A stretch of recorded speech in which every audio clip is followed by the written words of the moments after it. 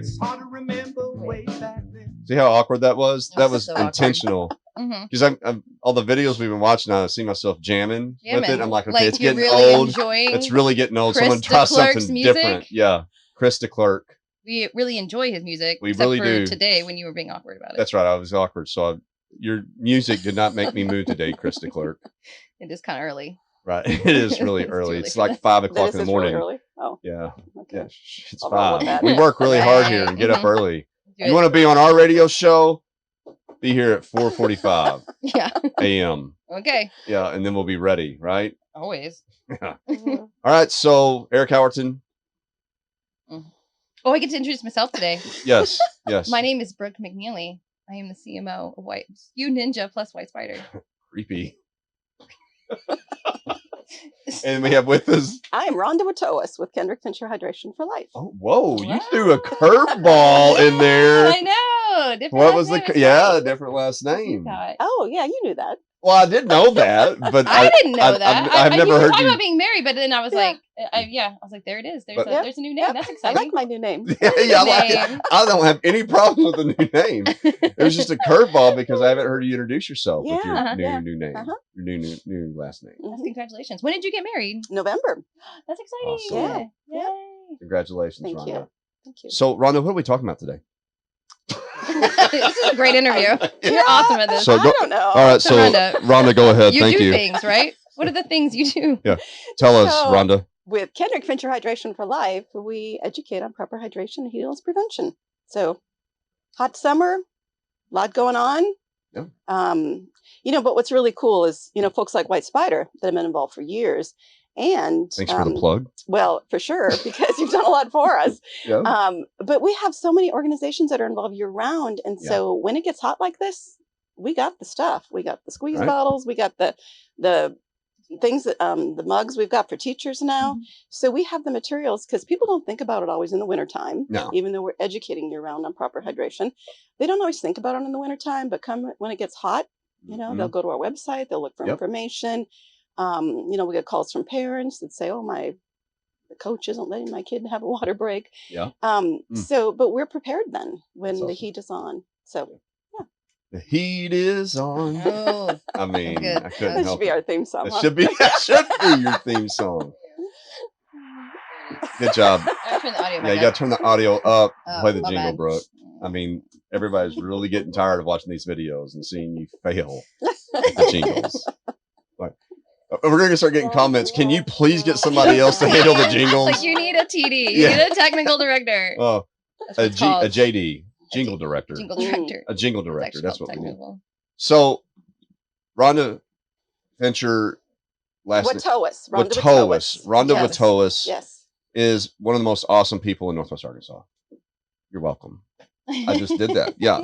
Do you have a response? No, but you are. Rhonda has been a trailblazer in this area since what, 95-ish? 24 years. Yeah, it's like 24 years. 1996 we started. 1996. Yep. And you have, you've created waves, you've made waves. I mean, you just really set out on a purpose and a mission with a vision and worked so hard and relentlessly and advocating and speaking and all those things. And I mean, you have, Rhonda, and we thank you from the community. I just want to say thank you on behalf of the community. The community got together, said, Eric, please thank Rhonda today. And so I'm here to represent. Thank you. But thank you so much for all you've done. I mean, you've, there was tragedy in your family life, right? And can you tell us a quick little statement about that? And why all this started? Yeah, we have a lot of people moving into Northwest Arkansas, and people move all over now too. So the temperatures are always different. So we came from California; it had been a little cooler there. Moved here, and Kendrick wanted to try football. Yeah, he tried every other sport, and when he started 7th grade, he said, "Mom, when I start 8th grade, I want to try football." And so I said, "Oh, okay, sure." But unfortunately, we were in Arkansas at the time. Yeah. Well, he started football, first day of practice. He wasn't pre-hydrated. He wasn't acclimated, but we didn't know. You take your child to 8th grade football practice, you don't expect what happened that So day. how long was it from when you moved from California and then We moved went here in to- March. Okay. He started August 7th. Was his Gotcha. first day. Okay. So and he'd been to a football camp in the summer. He Right. played baseball in the summer. But the acclimation takes 2 weeks. Yeah. And he was a 13-year-old boy. Yeah. And we didn't know. He hadn't been out mowing yards or Right. playing outside. It was Through all the hot summer months, yeah, right? Getting well, ready. he'd played baseball, but that finished in early July. He was done by Okay. then. Yeah, and there's a big difference in Arkansas mid-July through really end of August. I Right. mean, it's August, really, yeah. it's hot. Yeah, it was hot, and we'd been to Minnesota on vacation, so it was cooler up there. And Okay. but I do remember the Friday before he started practice, we were at a company picnic, and he was playing baseball, and he was just sweating like crazy. So I mean, he was a sweater. He was a very heavy sweater. But he started practice that Monday morning, and we didn't expect much of it. He actually wasn't even supposed to be practicing that day. And when his dad dropped him off, he said, remember, you're not supposed to practice today, but you're going to get the playbook. You're going to have to listen. But when his dad picked him up, he had practiced and was already showing signs and symptoms. So anyway, he was admitted to the hospital with a high core body temperature. 106 and higher is heat stroke, and his core body temperature was 108. Wow. Yeah. And so they started cooling him, but they knew it was, he needed to be transferred to Arkansas Children's Hospital. So he spent 18 days there. Okay. He died with multi-system organ failure as a result of heat stroke 18 days later. So we learned the hard way what heat stroke does to a body. Right. It was like watching in slow motion, all the organs shut down. Yeah. And, what we also learned through it is that heat stroke is 100% preventable. Right. There should have been no reason for heat stroke at any age level. So, we started educating. Yeah. And at first it was kind of challenging because coaches thought we'd be working against them rather than with them. Right. But we knew that what parents, coaches, and athletes didn't know, if they all work together as a team, heat illness can be prevented. So we started educating. Yeah. And so that's, you started educating, right? But I mean, you obviously, and you as a person, I mean, you really, what kind of really sets you off? I mean, obviously the events, brought awareness to you, and then you really went on intent. What was your intent like with your vision and your purpose? I mean, tell us a little bit about that. So the intent was that, you talked about creating waves in Northwest Arkansas. Yeah. The intent, even though I wouldn't have used that terminology at the time, was to create the waves so people would catch them and continue. And we see that more and more, and sometimes it, we get the information out there, whether it be parents that catch on and feel the courage and the freedom to talk to the coaches. Yeah. Whether it be the parent that says, hey, I want you to listen to this video that the Kendrick Fincher Hydration Foundation put out. And my thing is falling off. Uh-oh. Brooke. I was in charge of adjusting. Yeah. This, it's all good. No, it's Take a Brooke. break. She's supposed to do that too. I know. I'm supposed to do it all. Anything that happens here that's Everything that not goes wrong. positive, it's your fault. Unless you're looking creepily at the camera. I can't help that. No, that's going to be your fault too. I mean, when we publish and a partner says something, there's gonna be a comment. There's going to be comments. If there's negative comments It's come all my through fault. about my creepy look at the beginning, it's your fault. My fault. Yeah. Okay. Okay. Yeah. But anyway, So- back to sorry, Kendrick Rhonda. Fincher. Yes. So anyway, I think that term catching the wave, that's what I Yeah. wanted people to do, is realize that they're empowered to talk to the coaches. Parents, speak up, make sure that, your kid is prehydrating. And that's what we teach is prehydration happens at home. The coach gets those students for 2 hours. Right. We work a lot with school teachers because the school teachers have the students for 7 hours a day. Yeah. And if there is not water allowed in the classroom, all these kids are going to Sure. after school practices dehydrated, and there's nothing the parent can do to help that. There's nothing the coach can do. So the school day, they need to help too. And in school, children learn better if they're properly hydrated. No, you're right. They So, and just like us, if we're dehydrated that middle of the afternoon, we're going to be kind of sluggish. Yeah. And so it's important for everybody. It is. It's important for everybody, no matter what you're doing. Mm-hmm. I know that I had my own bout with heat exhaustion when I was 22. And then that's when I became aware of myself about how dehydrated I would get, and the difference. And so I started, became my routine now for about 20 years. I mean, I'm only 30. Right. 22. plus 20 that math doesn't equals work no 30. matter how you do It's it. fine. It's Eric math. We just go with it. Well, just basically call me stupid to the entire world. The whole I world's didn't watching I this. didn't call you stupid. I just And called you You a said I was liar. stupid. I think, again, we're going to get comments. Why would you have someone call you stupid on the radio show like that? I know. There I you just go. called you a liar. But yeah, okay. That's better. Then that's okay. It's better. I'm fine. I'm fine. I feel good. But I mean, I did start drinking. I probably put down at least 2 full glasses of water the very first thing I do when I wake up. And the reality to it is it makes you feel so much better. I mean, because you spend those 6 hours, 2 hours, whatever you're sleeping, and you're not consuming water, so you are getting dehydrated. Our bodies are just constantly getting dehydrated. Really, it's kind of like have to continuously work at hydrating yourself. Yep, absolutely. Because your bodies use a quart of fluid overnight just breathing. Really? Oh, wow. Yes. Just so breathing. You will wake. Yep. All the things your body needs, but Yeah. just breathing, just you're sleeping, but your body continues to use water. So that's why we wake up dehydrated every morning. Yeah. So you need to get you at least a the quart. first thing I do is drink water. That's right. Oh, okay, Brooke. Yeah. I'm better. Yeah. Than you. Holy. This was a great one. I'm fine. I do that too.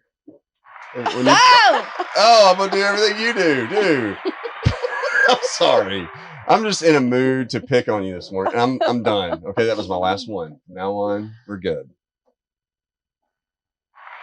Yay! Yay! Good job, Brooke. Good job.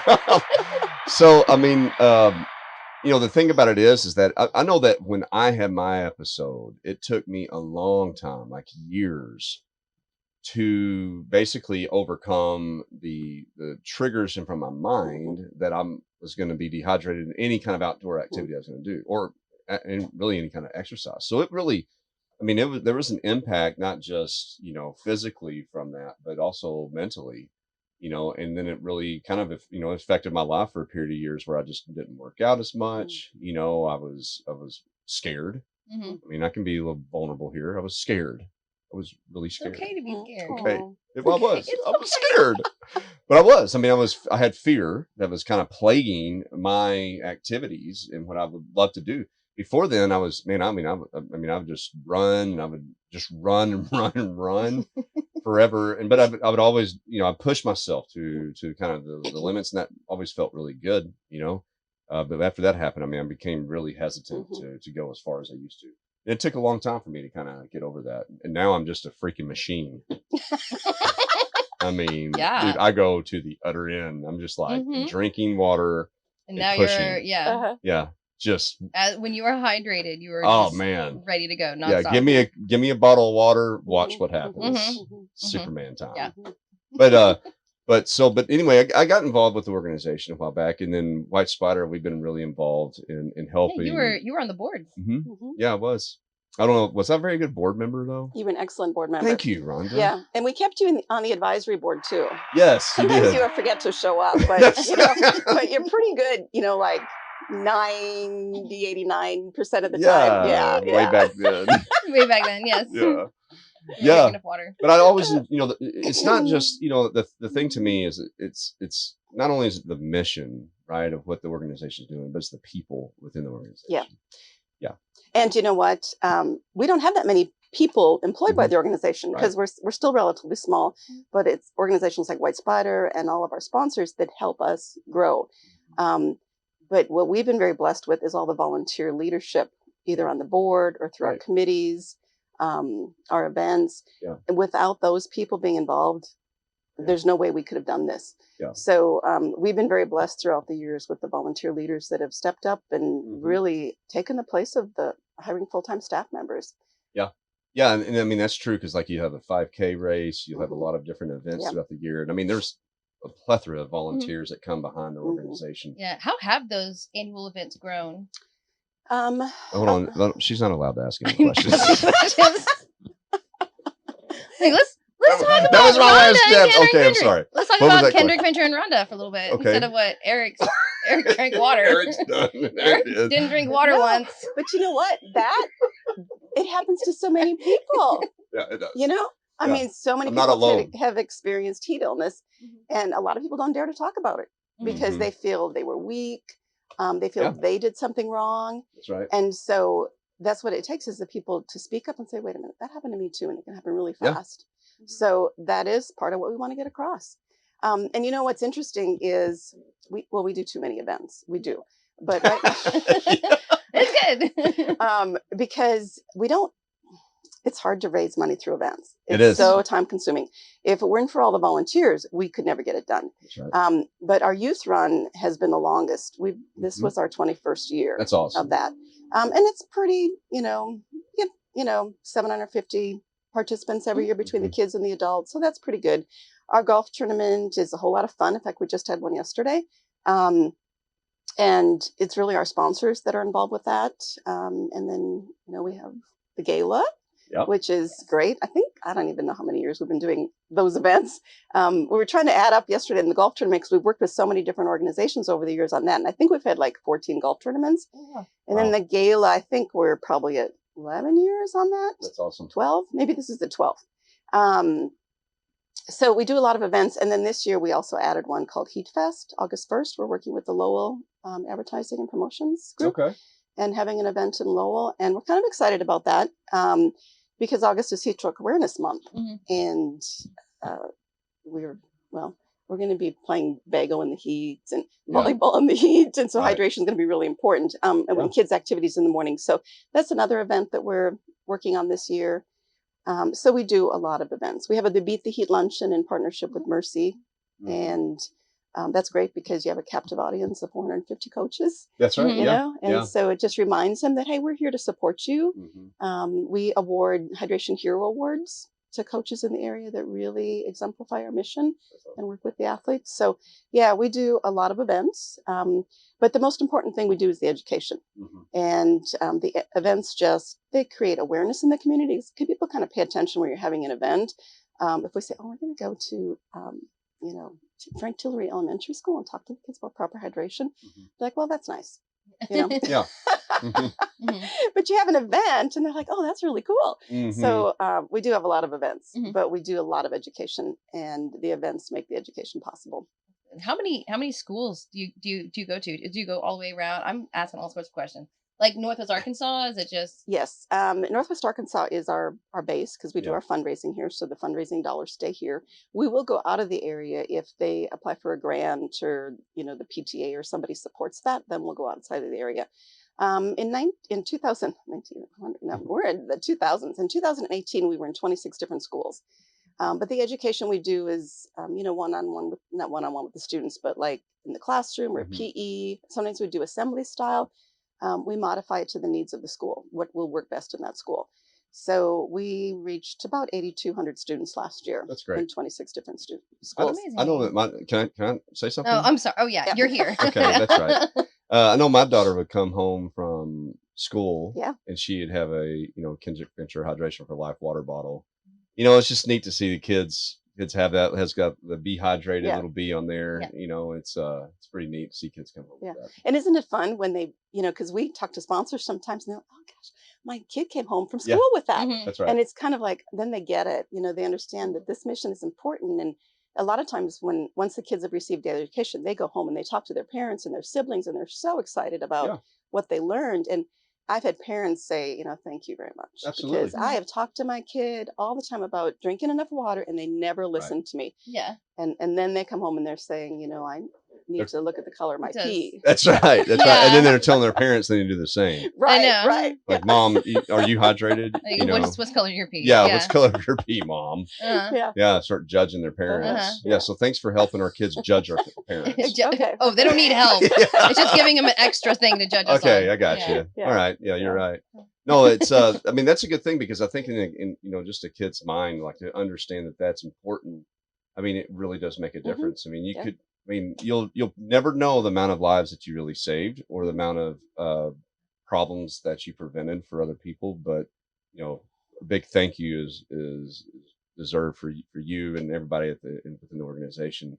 And I think that, you know, the reality to it is you do have great people, but you've done a really good job, Rhonda, of, you know, keeping a really clear, concise mission and purpose of the organization throughout the years. And that's what gets people behind it. Right. And so, and I know you've written a book as well in the past. Nice. And is it just one book you've written?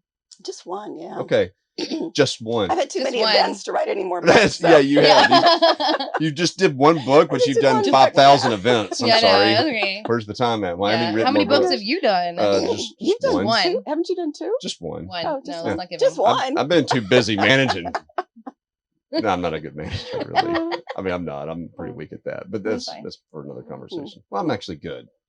You're Yeah. a great manager. Thank you, Brooke. I'm gonna get you the world's okayest boss coffee cup. I appreciate that. Actually, I'd probably be pretty happy to get that. But I think that I think what would be a neat conversation in Northwest Arkansas area in particular. You have your nonprofit, but there's like one more, right?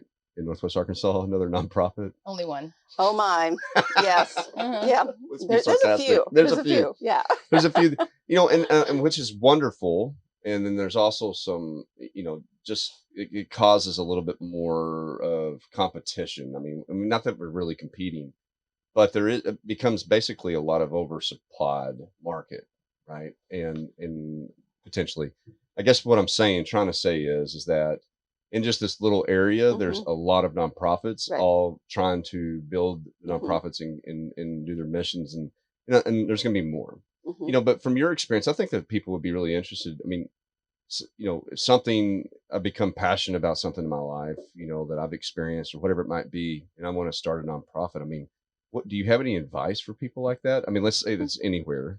People ask me that all the time. They'll ask Really? to come and meet with me and find out what I did. And usually by the time I'm done talking to them, they change their mind. Yeah. I understand. It is so hard. It really is is challenging. And if it wasn't such a compelling mission and something that wasn't being done, it would have been totally stupid of me to even attempt to continue this. But at the time we were trying to figure out what do we do, it just became crystal clear that we had to educate. That's right. And so the first thing we did was buy squeeze bottles and pamphlets and distribute them to the through the Rogers Activity Center for their soccer teams. And that just that's what we still do as the basis of our mission, because you educate and you give them the tool to make sure they're hydrated. That is such a good point. Because I could see, like, if I wanted to start a nonprofit, the first thing that probably come to mind, especially in this area, I need to have an event, or all these things that you see as really the fruits of the labor. But like you mentioned, there was a core mission, there was a core effort that really was designed to fulfill the purpose of the organization. That's what you set off to do. And over time, I mean, you just kind of organically add things onto it to continue to support that core mission.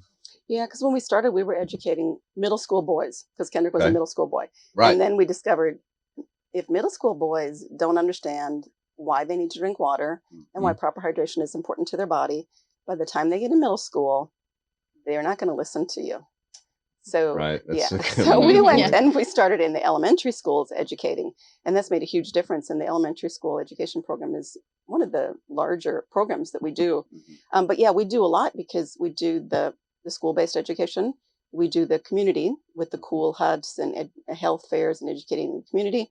We do industrial education now too. Yeah. That's interesting too, because I don't know if all of us drive down the road, but we see folks, construction workers on the side on the road. I mean, out there in the heat next to black asphalt, and just working all day long. I mean, there's risk for that. There's risk for folks that are in manufacturing facilities, where the conditions are just hotter than normal. Yeah. And we're all vulnerable to the same sun, and the same elements. So, we need to be educated. Yeah. But it's what they do. It's what they do before, what they do after. And, industry kind of likes when I go in and talk to their workers because I can talk to them about why they shouldn't be consuming alcohol. The night before they're going to go out and work in the heat. But for them to say it, it gets a little bit, a little bit more sensitive. And I can talk to them about the different beverages that they drink. Right. So, and then they also love that I can give the personal twist to it, how they can influence their family. Yeah. So for industry, that's worked out pretty well. And we're enjoying getting out and visiting with the industrial workers. And then we're doing more with the senior adults also. Right. Because as we age, we lose our thirst mechanism. We don't feel as thirsty. Feel it. Okay. Right. Yeah. And so a lot of elderly illnesses, elderly health problems can be attributed to lack of hydration. Yeah. So we have a series of posters that we just finished. We have a pamphlet for senior adults, and we're working on trying to get those distributed out into the senior centers and to places where there's a lot of senior adults. So yeah, so that's, our education program. And, you talk about a lot of nonprofits. We partner with a lot of other nonprofits, because it doesn't make sense to overlap missions. But if you have some area that it kind of like First Tee, for example, we've worked with them over the years. Kids are outside playing in the golf. It makes sense to partner with us.